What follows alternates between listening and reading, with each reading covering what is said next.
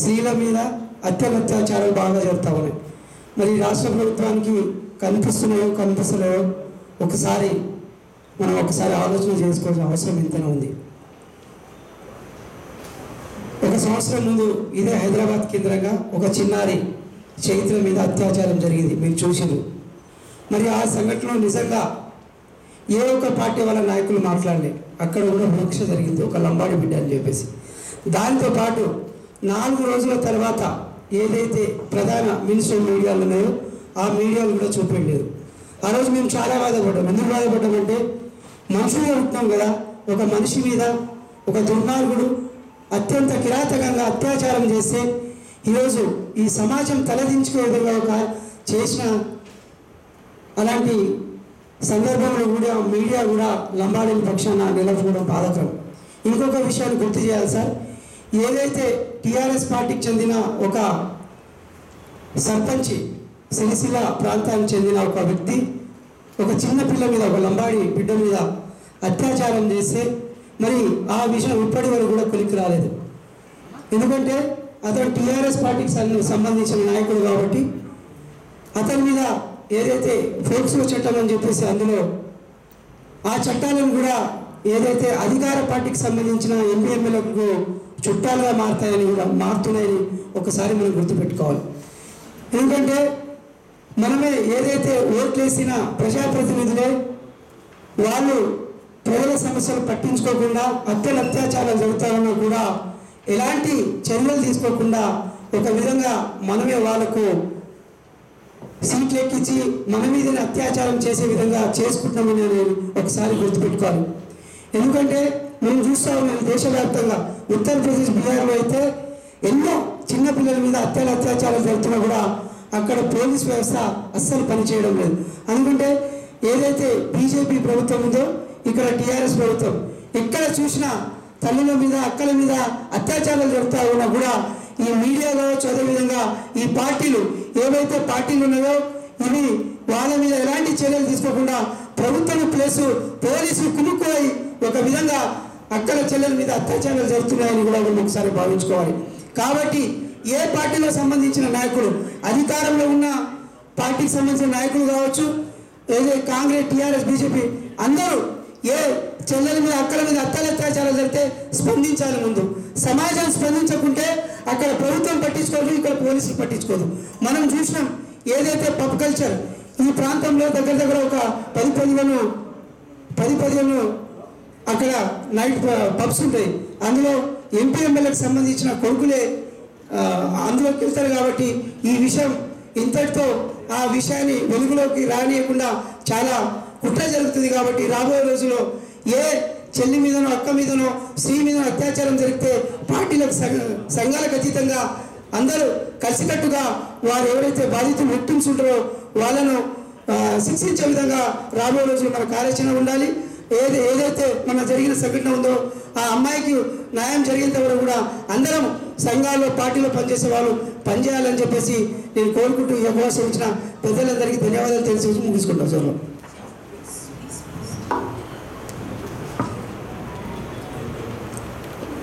వెంకటనాయ గారు చాలా పాయింట్స్ ఉన్నాయి. అందరూ కూడా 2-3 పాయింట్స్ తీసి మళ్ళీ సెకండ్ రౌండ్లో డిస్కస్ చేసే అవకాశం ఉంటే మంచిగా ఉంటుంది. డిస్కషన్ తిరుగుతుంది, లేకుంటే ఉపన్యాసాలు తిరుగుతుంది. అయితే వెంకట్ గారు ఒక పాయింట్ చెప్పిండ్రు, ఏంటంటే సిరిసిల్ల ఒక రేప్ అయింది, అది లంబాడి పాప. అది యాక్చువల్లీ ప్రైమ్ ఎగ్జాంపుల్ అది ఉండాలి. అతని పేరు రాధారపు శంకర్, ఒక లంబాడి అమ్మాయి. ఆమె మండల్ పార్టీ, ఎల్లారెడ్డిపేట్ మండల్ పార్టీ రైతు సమన్వయ సమితి ప్రెసిడెంట్ ఉండే. అతని భార్య సర్పంచ్. వాళ్ళిద్దరు కూడా మన సీఎం గారి అబ్బాయి దగ్గరి అనుచరులు, పాయింట్స్ మెన్ అంటారు ఇంగ్లీష్లో, ఇన్ దట్ మండల్. అది న్యూస్లకు రాలేదు, అది ఏ సోషల్ ఆర్గనైజేషన్స్ తీసుకోలేదు. కానీ ఇవి వచ్చినాయి, కొన్ని వచ్చినాయి.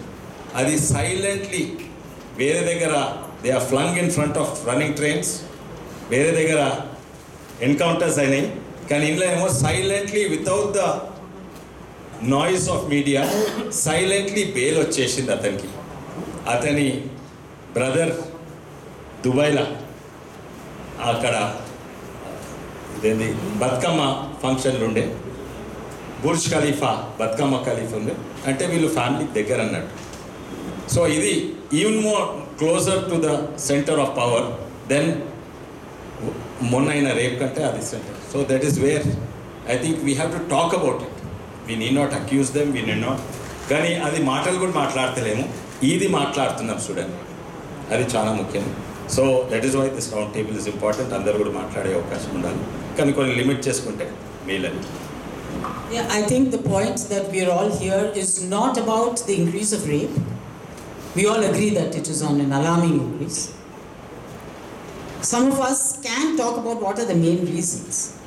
But the major concern which he's just brought out back to us is political connectivity and failure of justice because of political connectivity.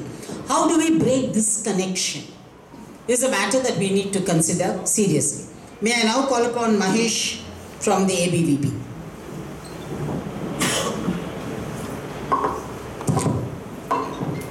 నమస్తే. రాష్ట్రంలో జరుగుతున్నటువంటి మహిళలపై జరుగుతున్నటువంటి అత్యాచారాలు కావచ్చు, అదేవిధంగా డొమెస్టిక్ వైలెన్స్, డౌరీ గవర్నమెంట్ లాంటి రిలేటెడ్ ఇష్యూస్ పై రౌండ్ టేబుల్ సమావేశం పెట్టడం జరిగింది. సో 2016లో మనం చూసినట్టయితే క్రైమ్ రేట్ ముఖ్యంగా ఉమెన్ అగెనిస్ట్గా కేవలం 1105 రేప్ కేసులు రిపోర్ట్ అయితే 2022లో 2382 రేప్ కేసులు రిపోర్ట్ కావడం జరిగింది. నేను చెప్పే పని కూడా ఈ డాటా అంతా కూడా తెలంగాణ పోలీస్ ఆఫీషియల్ రికార్డ్స్ చెప్తున్నాను. సో డౌరీ కావచ్చు, అదేవిధంగా డొమెస్టిక్ వైలెన్స్ కింద 8,429 కేసులు రిపోర్ట్ కావడం జరిగింది. అవుట్రోచింగ్ మోలెస్టేషన్ కింద 4,400 కేసులు రిపోర్ట్ కావడం జరిగింది. పోక్సో కింద 2,565 కేసులు రిపోర్ట్ కావడం జరిగింది 2022లో. ఇప్పుడు ఇంకా ఇయర్ స్టార్ట్ అయ్యి జస్ట్ 5 నెలలు గడుస్తుంది.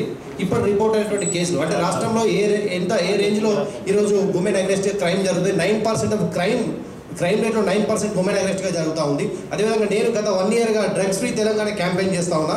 దానిలో భాగంగా అనేకమైనటువంటి ఇంజనీరింగ్ కాలేజీలు, యూనివర్సిటీలలోకి వెళ్ళి మేము క్యాంపెయిన్ చేసినప్పుడు అనేకమైనటువంటి సందర్భాల్లో విద్యార్థులు కావచ్చు, అక్కడ ఫ్యాకల్టీస్ కావచ్చు, వాళ్ళు చెప్తారు ఏంటంటే ఈ యొక్క డ్రగ్ మత్తులో ముఖ్యంగా గాంజాయి కావచ్చు, తర్వాత కొన్ని ఏరియాలలో అయితే ఐటీ ఏరియా ఉన్నటువంటి మాదాపూర్ హైటెక్ సిటీ లాంటి కొన్ని ఏరియాలలో కొకైన్, హెరోయిన్ లాంటి ఎక్కువ తీసుకొని ఈరోజు క్రైమ్లో ఇన్వాల్వ్ అవుతుందని చెప్పేసి అక్కడ ఫ్యాకల్టీస్ కావచ్చు చాలామంది చెప్తున్నారు.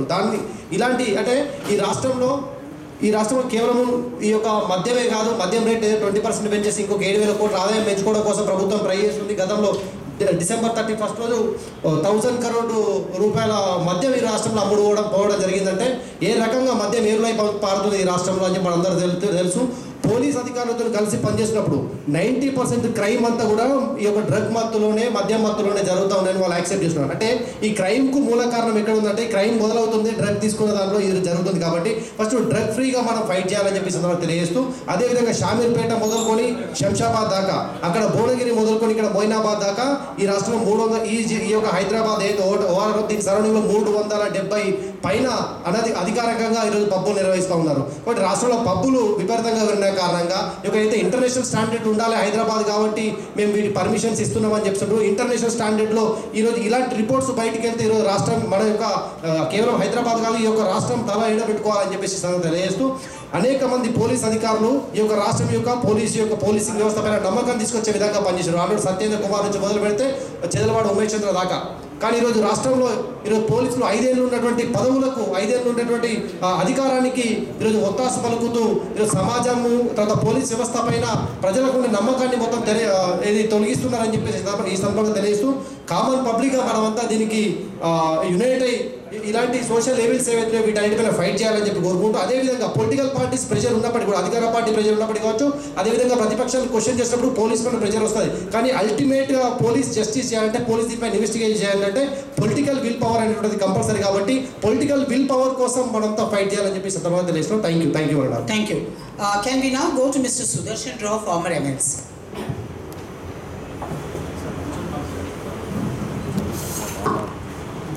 All of you can sit and talk. సోదరులందరికీ ఈరోజు రౌండ్ టేబుల్ సమావేశం జరిపినందుకు విశ్వేశ్వరరెడ్డి గారికి చాలా కృతజ్ఞతలు తెలుపుతున్నాను.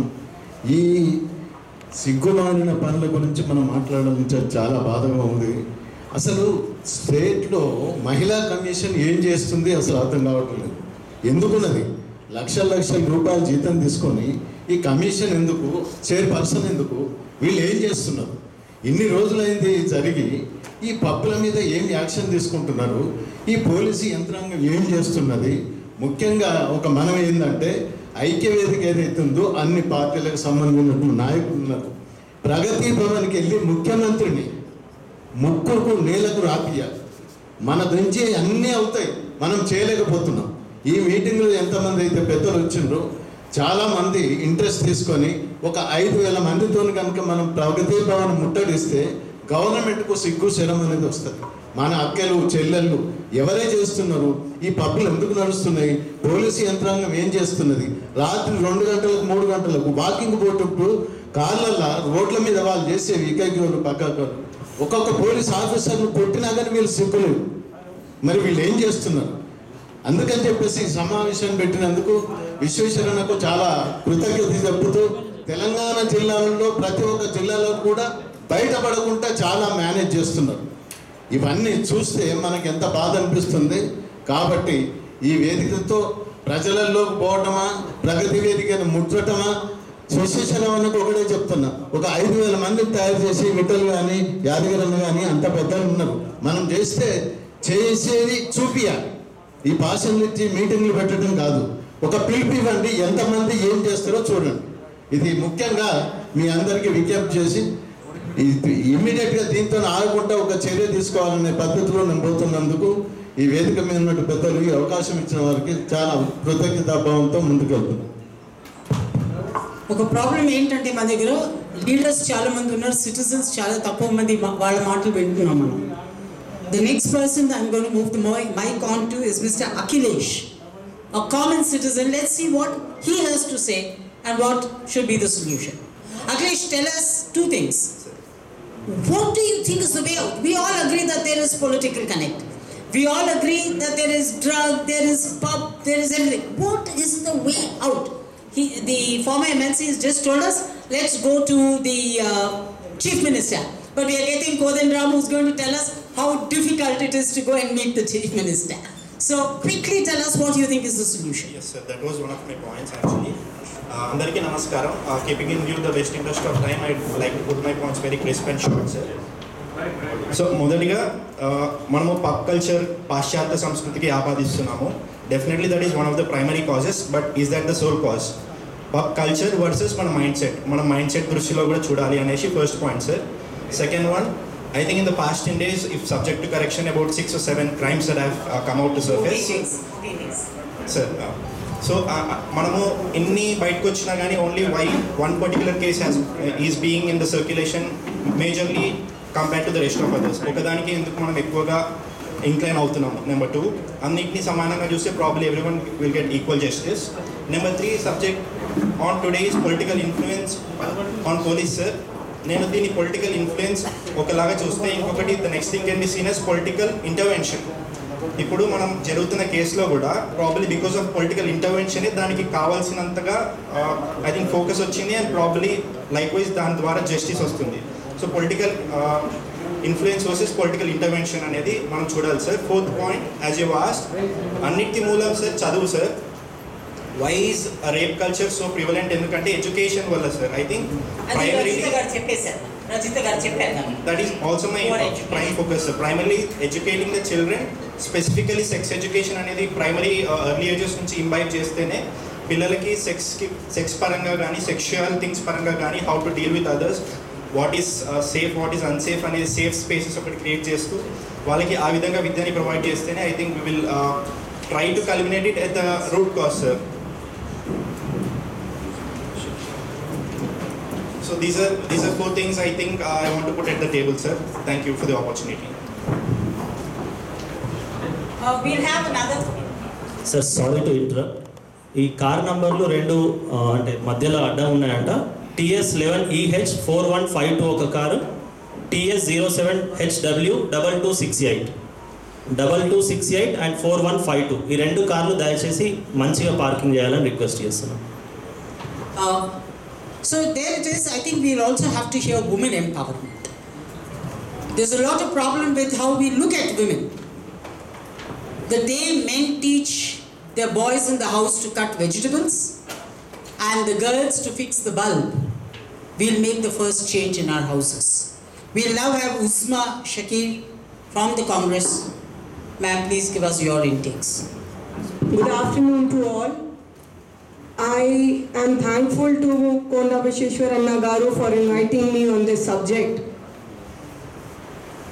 महिलाएं जो हैं हर जगह पीसी जाती हैं, किसी भी फील्ड में हो। पहले तो महिलाओं को जगह दी नहीं जाती क्योंकि वो महिला है, कमज़ोर है, लेकिन अगर वो फील्ड में आती भी है तो उसको उतनी इम्पोर्टेंस दी नहीं जाती और वो आगे कितना भी बढ़ने की कोशिश करे तो मेल डोमिनेटिंग सोसाइटी में एडजस्ट नहीं हो पाती, डाइजेस्ट नहीं हो पाती। महिलाओं के साथ जो है वर्बली वायलेंस होता, उसको बुरा भला कहा जाता, उसकी इंसल्ट की जाती, उसको ये भी कहा जाता कि यू आर रिस्पॉन्सिबल, तुम्हारे यहाँ बेटा क्यों नहीं हुआ, तुम्हारे को बेटी क्यों नहीं हुई। उसको फोर्स सेक्स के लिए किया जाता है, चाहे वो हस्बैंड एंड वाइफ के बीच में क्यों ना हो। हस्बैंड एंड वाइफ के बीच में भी फोर्सफुली सेक्स होता है जिसके लिए कि वो तैयार नहीं रहती। उसको मजबूर किया जाता है गलत वीडियोस देखने के लिए जो कि उसकी आत्मा उसको अलाउ नहीं करती देखने को।